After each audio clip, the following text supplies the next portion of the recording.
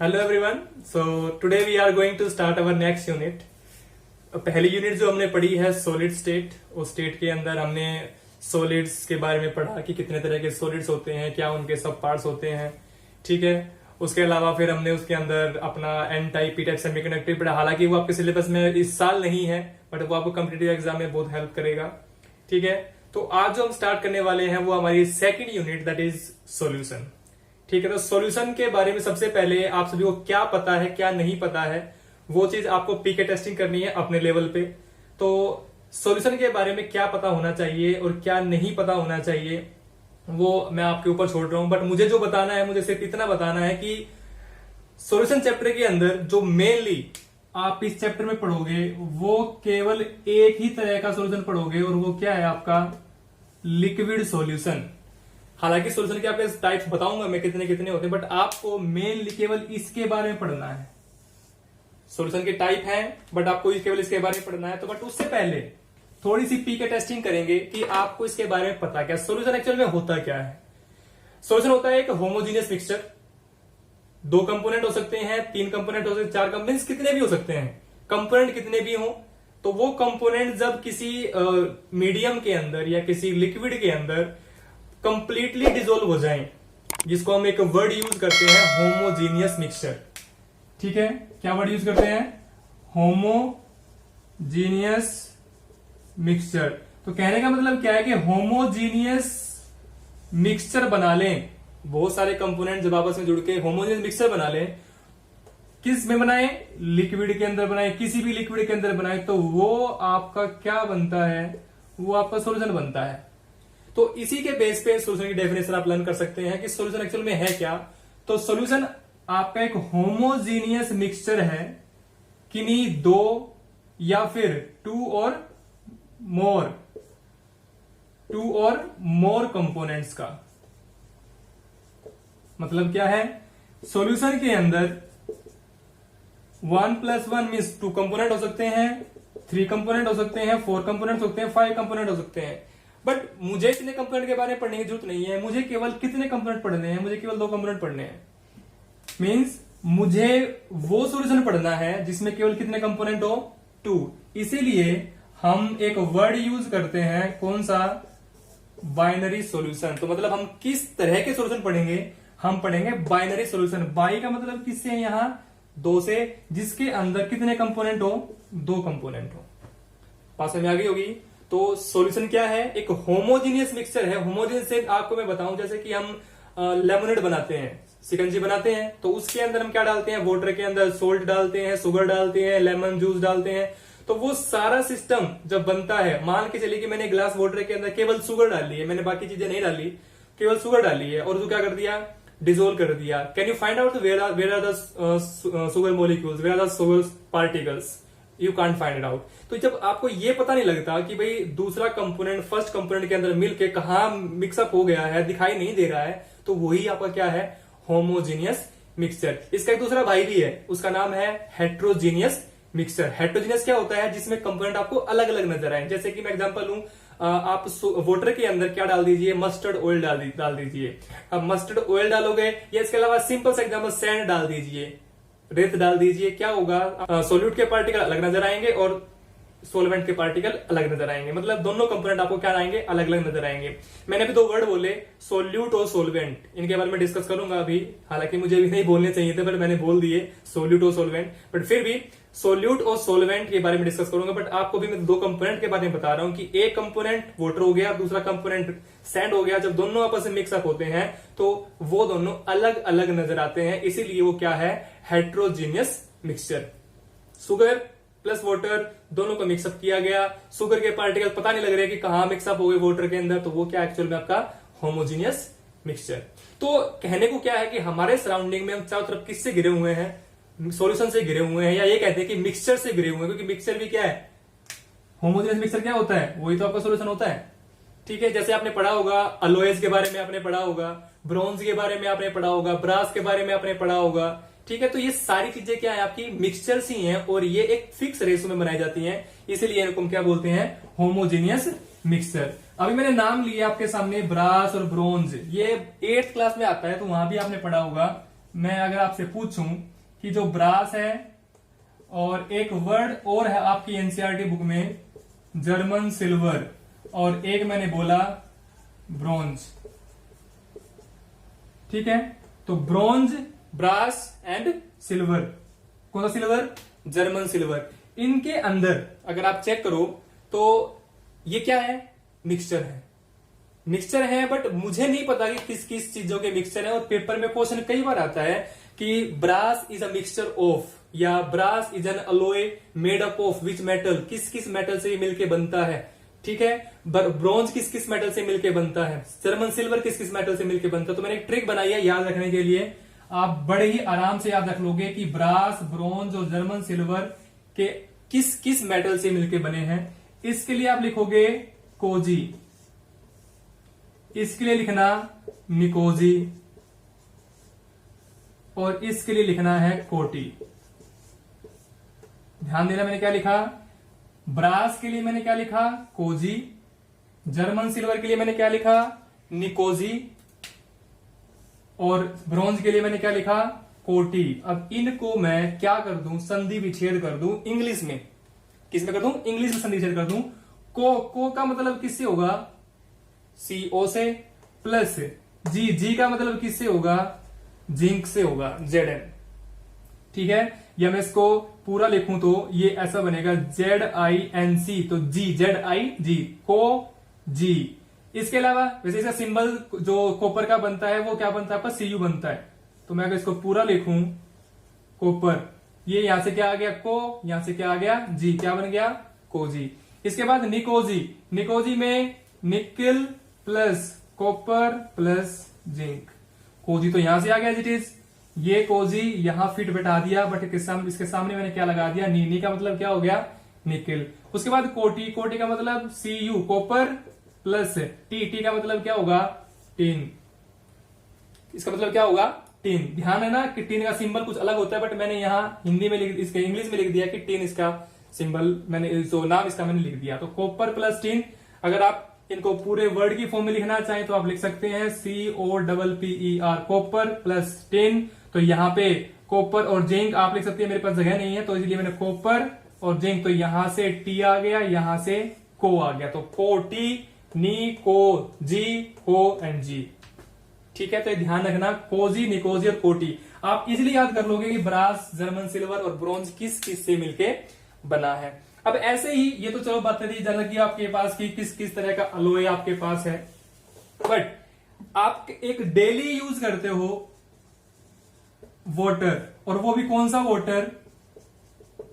Drinking water. क्या drinking water भी आपका सोल्यूशन है? क्या ड्रिंकिंग वाटर के अंदर भी आपको कुछ मिला हुआ है? बिल्कुल मिला हुआ है। आप जब भी कोई बिस्लरी की वाटर परचेज करते हो या कोई भी वाटर आप परचेज करते हो किसी कोई भी कंपनी का, तो उस पर लिखा होता है मिनरलाइज वाटर, कईयों पे लिखा होता है डीमिनरलाइज वाटर, मतलब कुछ के अंदर मिनरल्स डाले जाते हैं और कुछ के मिनरल्स निकाल दिए जाते हैं।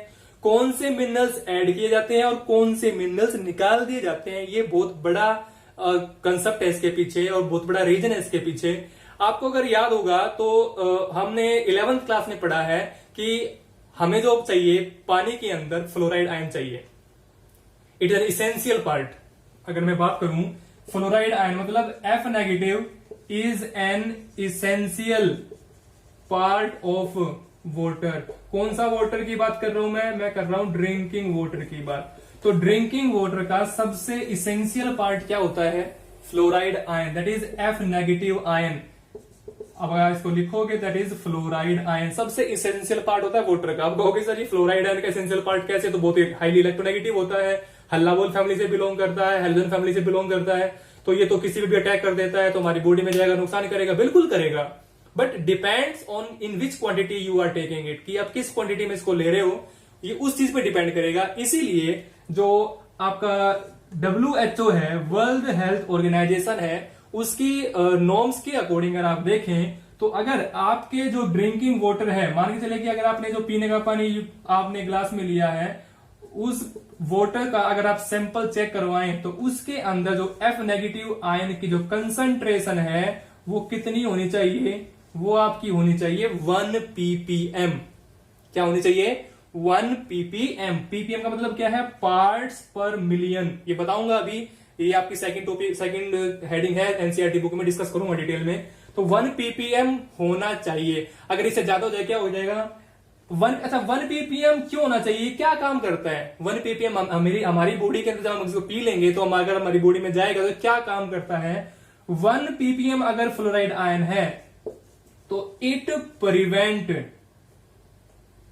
अस फ्रॉम टूथ डीके। किससे प्रिवेंट करता है हमें? टूथ डीके से, हमारे दांत खराब होने से बचाता है। कौन? Fluoride ion. बट कितनी क्वांटिटी में होना चाहिए? 1 ppm। अब पानी के अंदर 1 ppm हो, 2 ppm हो, 3 ppm हो, हमें तो पता लगेगा ही नहीं। क्यों? क्योंकि वो तो होमोजेनियस मिक्सचर है, ठीक है। बट फिर भी वो सॉल्यूशन कहलाता है आपको, क्योंकि वहां मिनरल्स होते हैं, आपके बहुत सारे मिनरल्स हैं, और वो मिनरल्स की, ये भी मिनरल्स ही है आपका। फ्लोराइड आयन एसेंशियल, अगर ये ना हो तो दांत खराब होना स्टार्ट हो जाते हैं, या इससे ज्यादा हो जाए तब भी दांत खराब होना स्टार्ट हो। अगर ये नहीं है तो दांत वीक हो जाते हैं, जल्दी टूट जाते हैं। अगर ये ज्यादा हो जाए तो दांत मोटल्ड हो जाते हैं। वर्ड यूज करते हैं मोटल्ड टीथ। बट वो मोटल्ड टीथ कब होता है? If concentration of F negative कितनी हो जाए? 1.5 ppm। तो यहां दांत कैसे हो जाते हैं? मोटल्ड। कैसे होते हैं? मोटल्ड टीथ हो जाते हैं यहां। Mottled, MOTTLED, mottled teeth.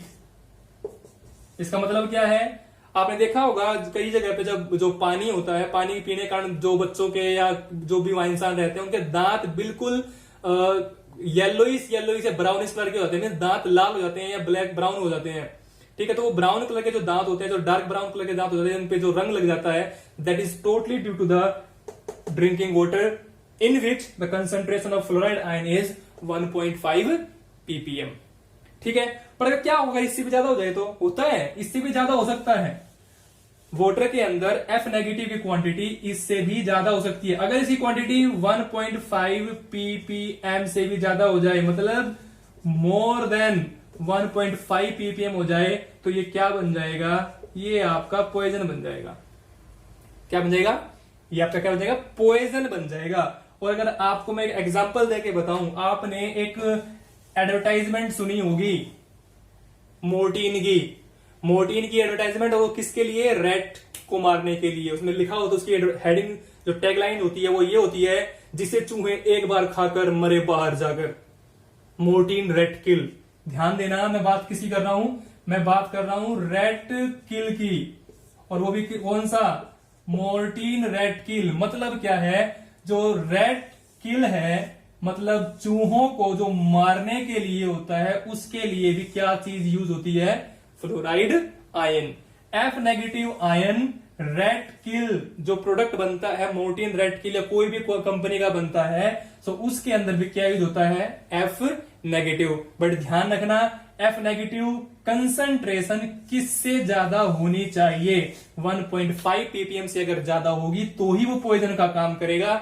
और अगर आप कभी नोट करना, जो मोर्टीन रैट किल का पैकेट होता है उसके ऊपर लिखा होता है F नेगेटिव क्वांटिटी वहां लिखी होती है 1.5 ppm से ज्यादा, मतलब मोर देन 1.5 ppm, ठीक है।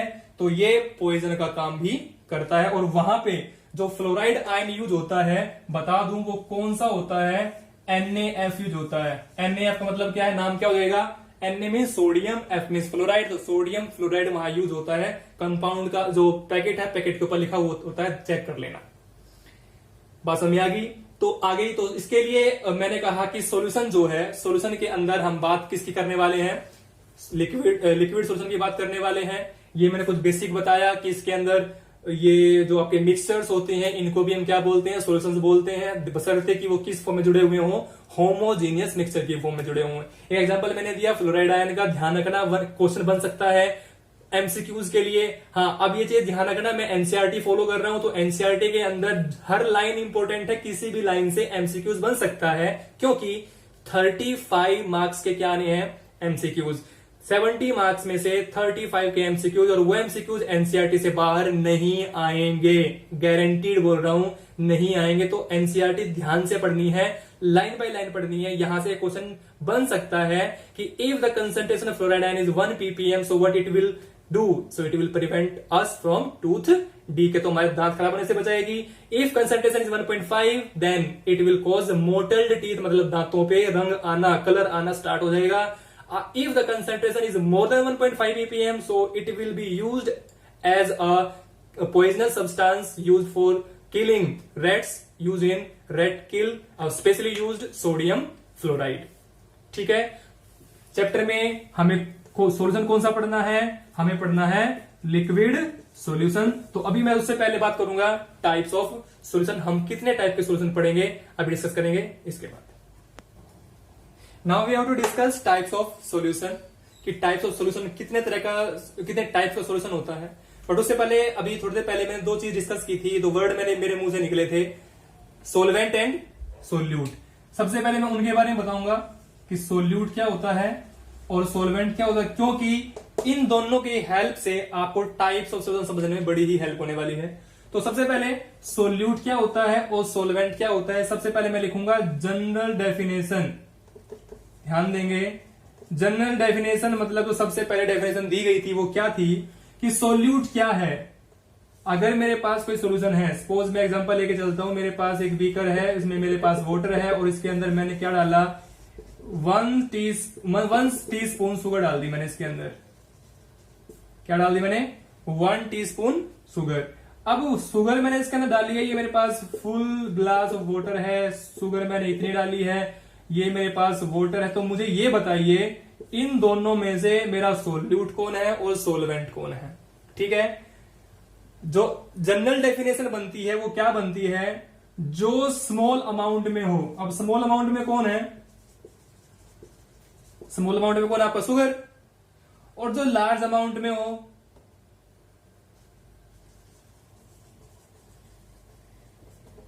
स्मॉल अमाउंट में कौन है, शुगर, लार्ज अमाउंट में कौन है, वाटर। तो जो जनरल डेफिनेशन बनती है, जो स्मॉल अमाउंट में होता है उसको हम क्या बोलते हैं, सोल्यूट, और जो लार्ज अमाउंट में होता है उसको क्या बोलते हैं हम, सोलवेंट। अमाउंट की बात करो, मैं ध्यान देना भी, मैंने बताया जनरल हम ये टर्म यूज करके चलते हैं। आपके एनसीईआरटी बुक में भी कई जगह चीज लिखी मिलेगी कि सोलवेंट क्या है, solvent is the component that present in the largest quantity in the solution. जो सोल्यूशन के अंदर लार्ज क्वांटिटी में प्रेजेंट होता है वो सोलवेंट कहलाता है, और जो सोल्यूशन के अंदर लेस क्वांटिटी में प्रेजेंट होता है वो क्या कहलाता है, आपका सोल्यूट कहलाता है। ठीक है, बात समझ आ गई होगी। तो सोल्यूट क्या है, जो लेस क्वांटिटी में है, सोलवेंट क्या है, जो मोर क्वांटिटी में है। तो ये जनरल डेफिनेशन है, बट मैं जो डेफिनेशन इसकी बना रहा हूं वो डेफिनेशन आपको लाइफ लॉन्ग याद रहेगी और सबके लिए याद रहेगी, जनरल हो चाहे मॉडर्न हो, सबके लिए याद रहेगी। कैसे रहेगी, ध्यान से सुनना। सोल्यूट क्या होता है और सोलवेंट क्या होता है। अगर मैं बात करूं, मैंने अभी जो एग्जांपल लिया था उसी का वही चीज मैं लेके चल रहा हूं।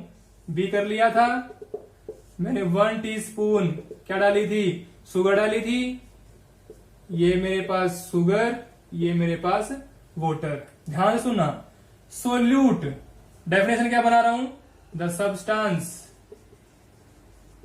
विच विल डिसॉल्व, वो सब्सटेंस जो क्या होगा, डिसॉल्व होगा इन एनी मीडियम, किसी मीडियम में जो सब्सटेंस डिसॉल्व होगा वो क्या कहलाएगा, वो क्या कहलाएगा, सोल्यूट कहलाएगा। But the medium in which solute, या सब्सटेंस लिखेंगे या सोल्यूट की बजाय, इन विच सब्सटेंस विल डिसॉल्व, वो मीडियम, ध्यान देना, मीडियम आपका कुछ भी हो सकता है, मीडियम आपका लिक्विड भी हो सकता है, मीडियम आपका गैस भी हो सकता है, मीडियम आपका सॉलिड भी हो सकता है। ध्यान देना, मैंने कहा मीडियम आपका गैस भी हो सकता है, मीडियम लिक्विड भी हो सकता है, मीडियम सॉलिड भी हो सकता है। तीनों में से आपका मीडियम कुछ भी हो सकता है। आपका सोल्यूट भी कुछ भी हो सकता है, सोल्यूट आपका गैस भी हो सकता है, सोल्यूट आपका लिक्विड भी हो सकता है, सोल्यूट आपका सॉलिड भी हो सकता है। ध्यान में क्या रखना है कि कौन डिसॉल्व हो रहा है और किसके अंदर हो रहा है। पॉइंट क्लियर हो रहा होगा जो मैं बताना चाह रहा हूं? मैं बताना चाह रहा हूं कि जो डिसोल्व होगा वो सोल्यूट और जिसमें डिसोल्व होगा वो सोलवेंट। ठीक है, बट अब आपके दिमाग में क्वेश्चन आएगा सर हमें क्या पता लगेगा किस में डिसोल्व हुआ और कौन डिसोल्व हुआ? तो कोई बात नहीं, ये तो टर्म बनाई मैंने कब, जब आपको लिखनी है, जब आपको दिया गया है जो दो कंपोनेंट दिए गए हैं उनमें आप चेक करोगे भाई मेरा ये डिसोल्व हुआ है और इसके अंदर डिसोल्व हुआ है। अगर आपको सब्सटेंस गिवन हो उस टाइम आप क्या करोगे? मतलब उसने ये कहा कि इसके अंदर मेरे पास दो कंपोनेंट प्रेजेंट हैं, एक मैंने लिया 1 ग्राम सोल्ट लिया और यहां पे मैंने 90 ग्राम वाटर लिया। 1 ग्राम क्या लिया? NaCl, या 1 की 10 ग्राम कर लीजिए, 10 ग्राम क्या लिया? NaCl, 90 ग्राम क्या लिया? वाटर। अब अगर मैं जनरल डेफिनेशन से जाऊं तो ये ज्यादा है, ये कम है, पता लग जाएगा, ये सोल्यूट है, ये सोलवेंट है। बट अगर आपको टेक्निकल डेफिनेशन से जाना है तो टेक्निकल डेफिनेशन क्या होती है वो सुन लीजिए, और आपको हमेशा टेक्निकल डेफिनेशन ही लिखनी है अगर आपको इस तरीके से कुछ पूछा जाता है तो। क्या होती है टेक्निकल डेफिनेशन? टेक्निकल डेफिनेशन क्या है सोल्यूट की और सोलवेंट की? ध्यान से सुनेंगे इस चीज को क्योंकि ये बड़ी ही इंटरेस्टिंग चीज है यहां। ठीक है, तो कभी भी जो डेफिनेशन आप लिखोगे सोल्यूट की और सोलवेंट की, वो ये जो मैं डेफिनेशन बता रहा हूं ना ये 100% राइट नहीं है। ये मैंने कहा जनरल डेफिनेशन जो आज तक आप सुनते आए हो, आज तक आप देखते आए हो। तो क्या डेफिनेशन बनेगी सोल्यूट की? सोल्यूट की डेफिनेशन बनेगी the substance which is present in less number of moles. ये वर्ड मैं थोड़ा हाईलाइट कर रहा हूं, इस पे थोड़ा ध्यान देना। The substance which is present in less number of moles, किसमें? In solution. मतलब सॉल्यूशन के अंदर जो लेस नंबर ऑफ मोल्स के साथ प्रेजेंट है वो क्या कहलाएगा? सोल्यूट। इसका जहां लेस लिखा हुआ मोर कर दीजिए, वो क्या हो जाएगा? सोलवेंट। द सब्सटेंस या medium which is present in more number of moles in solution. मतलब जो ज्यादा नंबर ऑफ मोल्स में प्रेजेंट है किसके अंदर? सॉल्यूशन के अंदर, वो क्या कहलाएगा? सोलवेंट। अब आप कहोगे सर यहां तो हमें ग्राम से ही पता लग रहा था, हमें नंबर ऑफ मोल्स निकालने की जरूरत क्या है? ये आपको देखने से पता लग रहा है कि इतना ग्राम है, इतना ग्राम ही है। बट कई बार क्या होता है लेस ग्राम या लेस अमाउंट वाले सब्सटेंस के नंबर ऑफ मोल्स क्या हो जाते हैं? कई बार ज्यादा हो जाते हैं। चलो मान के चलो मैं ये कह दूंगा आपको कि मेरे पास 0.5 ग्राम NaCl है और मेरे पास 0.5 ग्राम ही मेरे पास क्या है? वाटर है। क्या दोनों के नंबर ऑफ मोल्स सेम होंगे? नहीं होंगे। दोनों के नंबर ऑफ मोल्स आपको निकालने पड़ेंगे। नंबर ऑफ मोल्स कैसे निकालते हैं पता होगा? 9th क्लास का फॉर्मूला है N is equal to given mass by molar mass. यहां भी N is equal to given mass by molar mass. Check कर लीजिए नंबर ऑफ मोल्स निकालने किसके? NaCl के। गिवन मास कितना है? 0.5 डिवाइड बाय NaCl का क्या आना चाहिए? मोलर मास कितना होता है? सोडियम होता है आपका 23, ये कितना होता है? 35.5, तो ये आ गया 58.5। इसको डिवाइड कर लो, यहां पे कितना आएगा? यहाँ पे आपका ऊपर क्या है? 0.5 को गिवन मास कितना दिया है? 0.5 ग्राम। डिवाइड बाय कितना आएगा? मोलर मास ऑफ वाटर कितना होता है? 18। अब आप सोच लीजिए यहां पे भी अमाउंट कितना था? 0.5। यहां पे भी अमाउंट कितना था? 0.5। क्या नंबर ऑफ मोल दोनों में सेम है? नहीं आएंगे। चेक कर लीजिए 0.5 डिवाइड बाय, क्या मैं पॉइंट से पॉइंट कैंसिल कर दूं? हो सकता है। तो क्या बच गया आपके पास? आपके पास बच गया, यहां आ जाता हूं मैं, 5/585। यहां क्या बचा आपके पास? यहां आपके पास बचा 0.5 डिवाइड बाय 18 को क्या मैं ऐसे लिख लूं? 5/180। अब अंदाजा लगा लीजिए यहां डिनोमिनेटर में क्या है? 585। यहां डिनोमिनेटर में क्या है? 180। तो क्या नंबर ऑफ मोल सेम आएंगे? नहीं आएंगे। जिसके कम होंगे वो सोल्यूट होगा, जिसके ज्यादा होंगे वो क्या होगा? सोलवेंट होगा। पॉइंट क्लियर हो गया होगा? पॉइंट क्या है कि टेक्निकल जो डेफिनेशन है सोल्यूट सोलवेंट की वो क्या है? Less number of moles present है तो क्या होगा वो सोल्यूट। अगर मोर नंबर ऑफ मोल्स प्रेजेंट है तो वो क्या होगा सोलवेंट। एग्जाम्पल मैंने बता दिया, अमाउंट दोनों में सेम था, हमें नहीं पता था कि कौन सोल्यूट है कौन सोलवेंट है, हमने पता कर लिया किस फॉर्मूले से, नंबर ऑफ मोल्स के फॉर्मूले से।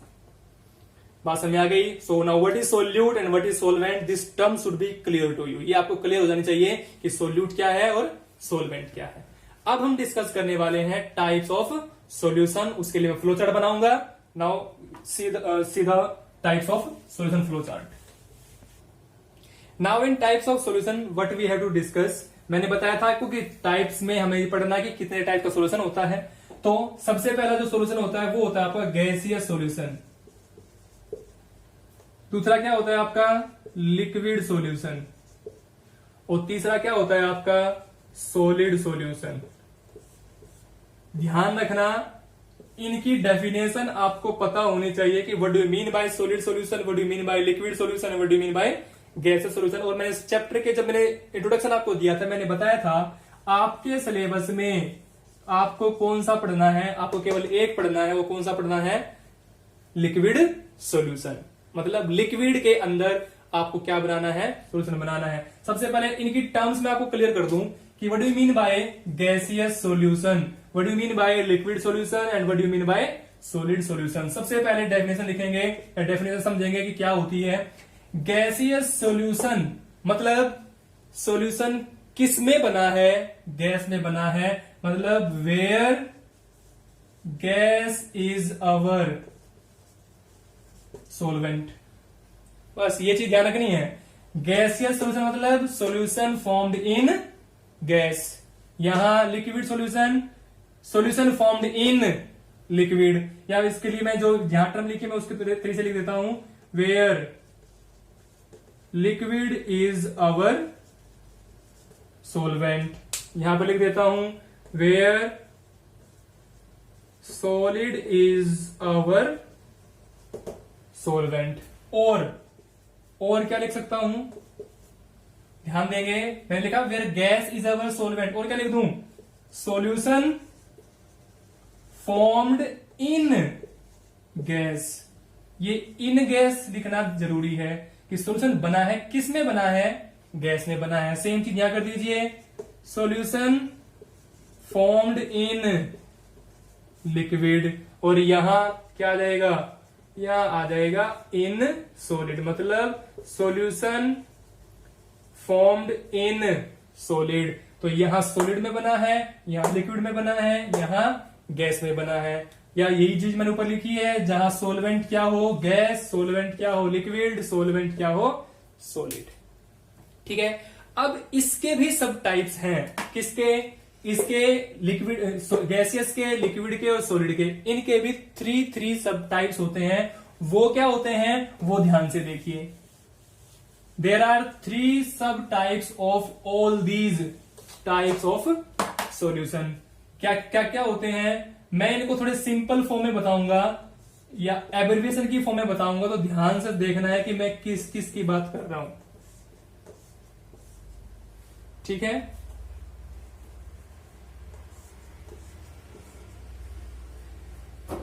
मैंने बताया आपका सोलवेंट क्या होगा। अच्छा एक चीज पहले मैं लिख देता हूं यहां, जैसे मैंने लिखा शुगर सॉल्यूशन। शुगर सॉल्यूशन का मतलब क्या है, इसका मतलब ये नहीं है कि शुगर सोलवेंट का काम कर रही है। शुगर सॉल्यूशन का मतलब क्या है, जहां पे शुगर प्लस वाटर मिक्स हुआ है, तो शुगर क्या है वहां सोल्यूट और वाटर क्या है वहां सोलवेंट। तो यहां पर भी आपको पता होगा कि जब भी सॉल्यूशन बनता है तो 2 चीजें होती हैं आपके पास, एक होता है आपके पास सोल्यूट, दूसरा क्या होता है आपके पास सोलवेंट। तो मैं यहां क्या करता हूं, मैं जी सभी में लिख लेता हूं पहले, मतलब ये मैंने सोलवेंट लिख दिया तीनों। ठीक है। ऐसी सोलवेंट कौन था मेरा, यहां लिक्विड था, मैंने सब में क्या कर दिया सोलवेंट अपना पहले लिख लिया, ये लिख लिया सोलवेंट। ठीक है। यहां पे मैंने क्या लिख लिया, यहां पे मैंने अपना सोलवेंट पहले ही लिख लिया। मतलब ये मेरे सोलवेंट है, इनके इसके अंदर या इनके अंदर डिजोल्व हुआ है। क्या क्या डिजोल्व हुआ है आपको पता है, आपके पास 3 चीजें होती हैं। कौन कौन सी होती हैं, एस एल जी। एस से सॉलिड, एल से लिक्विड, जी से गैस। सॉलिड लिक्विड गैस ये तीनों आपका किसका काम करेंगे? सोल्यूट का काम करेंगे, और ये सोल्यूट इन सोलवेंट के अंदर डिजोल्व हो जाए, क्या बन जाएगा आपका? सब टाइप्स ऑफ सॉल्यूशन। कैसे? ध्यान से देखिए, अगर इसमें मैं क्या डिजोल्व कर दूं? सॉलिड। सॉलिड इन गैस एक टाइप हो गया, सॉलिड इन गैस। दूसरा क्या है? Liquid in gas. और तीसरा क्या है? Gas in gas. जो डैश मैंने बीच में लगाया है इसका मतलब समझिए इन गैस, बट डिजोल्व कौन हुआ? जी। तो जो फर्स्ट वाला है ये मेरा सोल्यूट है, जैसे मैंने लिखा जी, तो ये क्या है? मेरा सोल्यूट है, और ये मेरा क्या है? सोलवेंट है। तो पहले वाला सोल्यूट, बाद वाला सोलवेंट। हर केस में ऐसे ही लेके चलना है, ठीक है। तो यहां क्या होगा? यहां होगा solid in liquid, liquid in liquid, और गैस इन लिक्विड, ठीक है। यहां क्या होगा? यहां भी सेम होगा, solid in solid, liquid in solid, and gas in solid. तो ये मेरे पास कितने सब टाइप्स हो गए, या कितने टाइप्स ऑफ सॉल्यूशन हो गए? 9 टाइप्स ऑफ सॉल्यूशन। ध्यान दें, 9 कैसे बोला मैंने? आप तो अभी तीन पढ़े थे, पर 3 जो टाइप्स के सॉल्यूशन थे उनके भी 3 सब टाइप्स हैं। सो ओवरऑल यही कह दूं कि broadly there are 3 types of solution, gaseous, liquid and solid. But overall अगर हम देखें तो देयर आर 3 एंड 3। तो टोटल कितने टाइप्स ऑफ सॉल्यूशन हो गए? 3 + 3 + 3, total types of solutions are 9, ठीक है। बोर्ड में क्वेश्चन कैसे पूछा जाता है, बड़ा ही इंपॉर्टेंट पार्ट है। वो क्या? वो आपको क्या पूछ लेता है कि भाई मैंने वो एग्जांपल दे देता है आपको, 1 या 2 एग्जांपल दे देगा, और एग्जांपल देके आपसे पूछेगा कि हाँ जी बताइए ये किस तरह का सॉल्यूशन है। जैसे मैं एग्जांपल ले लूं आपको, मैंने एयर दे दिया आपको। सो मैंने पूछा what is air? Air is which type of solution? Air किस टाइप का सॉल्यूशन है? तो एयर को पहले सोचे कि एयर के अंदर क्या क्या चीज मिली हुई है। तो एयर के अंदर हाइड्रोजन गैस है, नाइट्रोजन गैस है, ऑक्सीजन गैस है। तो गैस इन गैस है, क्योंकि एयर के अंदर गैस तो है सारी। तो क्या गैस इन गैस है? तो सिंपल सी बात क्या हो गई? Air is an example of gas in gas, ठीक है। अच्छा, दूसरा एग्जांपल मैं लूं, ह्यूमिडिटी इन एयर। मॉइस्चर आता है ना एयर के अंदर। Humidity in air is which kind of solution, which type of solution? अब ह्यूमिडिटी क्या होती है? लिक्विड। मतलब ह्यूमिडिटी किससे बनती है? वेपर किससे बनते हैं? लिक्विड से बनते हैं। तो लिक्विड और किस में है? एयर में। एयर क्या है? गैस। तो लिक्विड इन गैस। तो दूसरा एग्जांपल क्या हो गया आपका? ये ह्यूमिडिटी इन एयर, बात में आ गई। तो लिक्विड इन गैस। इसके बाद क्या है? Solid in gas. इसका एग्जांपल क्या हो सकता है? इसके एग्जांपल के लिए ध्यान रखिए, सॉलिड डिसॉल्व हुआ है किसके अंदर? गैस के अंदर। अब सॉलिड अगर गैस में डिसॉल्व हुआ है तो इसका बेस्ट एग्जांपल आपने पढ़ रखा है 9th क्लास में, दैट इज आयोडीन। आयोडीन क्या होता है? सॉलिड। सॉलिड के क्या बनेंगे? वेपर्स। तो आयोडीन सॉलिड है, उसके वेपर्स जाएंगे ऊपर, तो क्या हो जाएगा? सॉलिड के वेपर्स एयर के अंदर, तो क्या हो गया? Solid in gas. अब एक चीज और हो सकती है, तो यहां मैंने लिखूं आयोडीन वेपर्स। और दूसरा एग्जांपल क्या हो सकता है? कैम्फर। आपने सुना होगा कैम्फर, और कैम्फर इन N2 गैस। मतलब जो कैम्फर होता है उसको हम किस में भेज दें? नाइट्रोजन गैस के अंदर। अब इसके बाद आता है आपका लिक्विड सॉल्यूशन। लिक्विड सॉल्यूशन के जो आपके पास एग्जांपल है, जो सब टाइप्स हैं, solid in liquid, liquid in liquid, gas in liquid, इनके एग्जांपल क्या हो सकते हैं? सबसे पहले हम चलेंगे सॉलिड इन लिक्विड लेके, मतलब सॉलिड को डिसॉल्व किया गया है किसके अंदर? लिक्विड के अंदर। बेस्ट एग्जांपल थोड़ी देर पहले मैंने बताया था, शुगर इन वाटर। शुगर क्या हो गया? सॉलिड, वाटर क्या हो गया? लिक्विड। या फिर आप लिख लीजिए ग्लूकोज इन वाटर। तो ये एग्जांपल किसका हो गया आपका? सॉलिड इन लिक्विड का। लिक्विड इन लिक्विड, इसका एग्जांपल क्या सकते हैं? मतलब लिक्विड को लिक्विड में ही डिसॉल्व करना है। इसके एग्जांपल के लिए आपने सभी ने देखा होगा, जो शाम के टाइम दारू पीने जाते हैं वो क्या करते हैं? कुछ ऐसे होते हैं जो बिल्कुल नीट पी लेते हैं, कुछ ऐसे होते हैं जो पानी मिला के, कोल्ड ड्रिंक मिला के, सोडा मिला के पीते हैं। तो वो कैटेगरी आप इसमें रख सकते हैं। क्या रखेंगे हम? इथेनॉल। इथेनॉल का मतलब क्या होता है? वाइन। दारू के अंदर यही होती है, अल्कोहल। इथेनॉल इन वाटर। या फिर आप लिख सकते हैं सोडा इन वाटर। तो ये दोनों एग्जांपल किसके हो जाएंगे आपके, लिक्विड इन लिक्विड के अंदर। ठीक है, आपने देखा होगा पेट्रोल के अंदर मिलावट होती है, किसकी मिलावट होती है, केरोसिन की। ठीक है, केरोसिन की मिलावट होती है, तो इसके अंदर क्या होता है कि वो पेट्रोल कम यूज करते हैं, केरोसिन ज्यादा यूज करते हैं। ठीक है, इसके बाद क्या है, गैस इन लिक्विड। अब जो गैस इन लिक्विड है इसका एग्जांपल क्या हो सकता है, आपकी कोल्ड ड्रिंक्स। बेस्ट एग्जांपल क्या है आपका, कोल्ड ड्रिंक्स। कोल्ड ड्रिंक्स क्यों, क्योंकि कोल्ड ड्रिंक के अंदर CO2 गैस डिजोल्व होती है, किसके अंदर, वाटर के अंदर। ठीक है, नेक्स्ट क्या है आपका, liquid in liquid. Liquid in liquid के एग्जांपल मैंने चैप्टर टॉपिक स्टार्ट करते हुए बताई थी आपको, कि टॉपिक स्टार्ट करते हुए मैंने आपको 3 चीजें बताई थी। मैंने क्या क्या बताया था आपको वहां, मैंने बताया था कोजी, कोजी के बाद क्या बताया था, निकोजी, निकोजी के बाद क्या बताया था, कोटी। कोजी का मतलब पता होगा, तीनों क्या होते हैं ये आपके, अलोए। तो alloys are the example of, किसका एग्जाम्पल होगा, सॉलिड इन सॉलिड का। तो ये निकोजी कोजी क्या थे, कोजी मतलब कॉपर प्लस जिंक था, निकोजी क्या था, nickel plus copper plus zinc. कोटी क्या था, कॉपर प्लस टिन। ठीक है, तो ये एग्जांपल किसके हो गए आपके, सॉलिड इन सॉलिड के। Alloys are the best example of solid in solid. उसके बाद क्या है, लिक्विड डिसोल्व इन सॉलिड। अब जो लिक्विड इन सॉलिड है इसके लिए आपने कॉपर सल्फेट के क्रिस्टल देखे होंगे, फॉर्मूला क्या होता है कॉपर सल्फेट क्रिस्टल का, CuSO4.5H2। कैसा कलर होता है, ब्लू। आपको पता है, आपने पढ़ रखा है 9th-10th क्लास के अंदर कि जो कॉपर सल्फेट होता है प्योर फॉर्म में व्हाइट होता है, बट इम्प्योर फॉर्म में यह कहते हैं जब एटमॉस्फेयर में रख देते हैं तो क्या हो जाता है, ब्लू। ब्लू किसके कारण होता है, वो इन 5 वाटर मॉलिक्यूल के कारण। और वाटर कैसा होता है, लिक्विड। कॉपर सल्फेट कैसा होता है, सॉलिड। तो क्या हो नहीं गया कि liquid dissolve in solid, water के मॉलिक्यूल आ गए किसके अंदर, कॉपर सल्फेट के अंदर। तो ये एग्जांपल किसका हो गया, लिक्विड इन सॉलिड का, क्योंकि कॉपर सल्फेट क्या है, सॉलिड, वाटर क्या है, लिक्विड। ये इसके अंदर ऐड हो गया। अब इसके अलावा एक और एग्जांपल बनता है इसका, वो अमलगम होता है। अमलगम ऑफ मरकरी भी किसके अंदर आ जाएगा आपका, लिक्विड इन सॉलिड के अंदर। उसके बाद लास्ट रहेगा आपका गैस इन सॉलिड। अब गैस इन सॉलिड का मतलब क्या है कि जो गैस डिसोल्व करनी है सॉलिड के अंदर, उसके लिए आपको एग्जांपल याद रखना है H2NPD।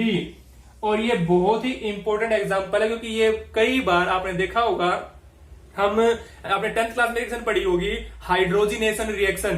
तो हाइड्रोजिनेशन रिएक्शन के लिए H2NPD is the best catalyst. ठीक है, तो हाइड्रोजन क्या होती है, गैस, पीडी क्या होता है, सॉलिड। तो गैस इन सॉलिड। तो ये हो गए आपके सभी एग्जांपल्स किस किस के, सभी टाइप्स के, जो सब टाइप्स हैं उनके। तो अब इनको एक बार रिकैप कर लेते हैं क्या क्या होते हैं। सॉलिड इन गैस मतलब सॉलिड डिसोल्विंग गैस, एग्जांपल क्या हो गया, iodine vapour, camphor in N2। Liquid in gas, humidity in air. Gas in gas, air. Solid in liquid, sugar in water. या दूसरा एग्जांपल क्या है आपके पास, glucose in water. Liquid in liquid, दारू पानी के अंदर। या एक एग्जांपल और भी हो सकता है यहाँ, वो क्या हो सकता है, क्या लिख दें, मिल्क इन वाटर। भाई पानी में दूध में पानी में डालते हैं तो वो भी क्या हो जाएगा, मिल्क इन वाटर। मिल्क भी क्या है, लिक्विड, वाटर भी क्या है, लिक्विड। तो liquid in liquid. Gas in liquid, cold drink सबसे बेस्ट एग्जांपल है। उसके बाद क्या है, सॉलिड। इसके लिए मैंने बेस्ट एग्जांपल क्या बताया, अलोए बताया। अलोए मैंने आपको 3 बताए थे, वही चीज आपको ध्यान रखनी है। Liquid in solid. Next example क्या है, कॉपर सल्फेट का, 5 वाटर मॉलिक्यूल है, कॉपर सल्फेट के अंदर मिल जाएंगे, तो लिक्विड इन सॉलिड हो जाएगा। गैस इन सॉलिड हो गया, तो गैस इन सॉलिड का मतलब क्या है, H2NPD। मतलब PD क्या होता है, सॉलिड, और H2 गैस उसके अंदर हम ऐड कर देंगे, तो ये हो जाएगा गैस इन सॉलिड। ठीक है, so that is all about this topic. Next topic हम स्टार्ट करेंगे एक्सप्रेशन इन कंसंट्रेशन। ठीक है, तो नेक्स्ट लेक्चर में स्टार्ट करेंगे।